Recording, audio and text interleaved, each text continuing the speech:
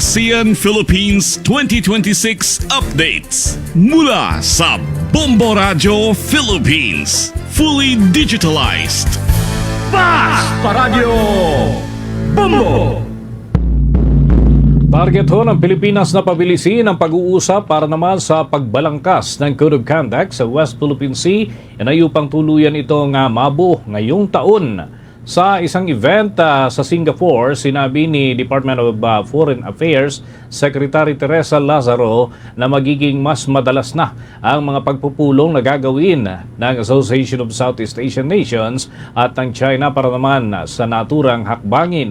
Mula sa kasalukuyang isang pagkakataon lamang tuwing 3 buwan na working group meetings, isasagawa na ito ng kada buwan.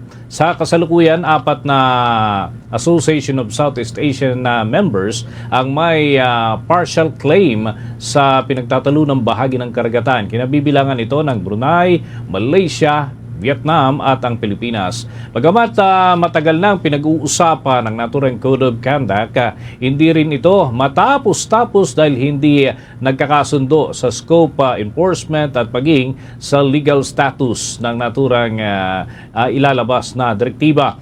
Ayon pa sa kalihim, target ng grupo na bumuo ng isang epektibo at maayos na panuntunan. Yan ay sa nilalaman ng international law. Mula Enero ng taong kasalukuyan ay nagsisilbi na ho bilang chair ang Pilipinas sa sa 11 mga bansa dito sa regional bloc. Positibo naman ang kalihim na matatapos ito ngayong taon sa tulong na rin ng kooperasyon ng mga miyembro ng grupo kung saan ilan sa mga ito ay nagsumiti ng kanilang mga dokumento at proposal para naman maging gabay sa susunod na serye ng mga diskusyon.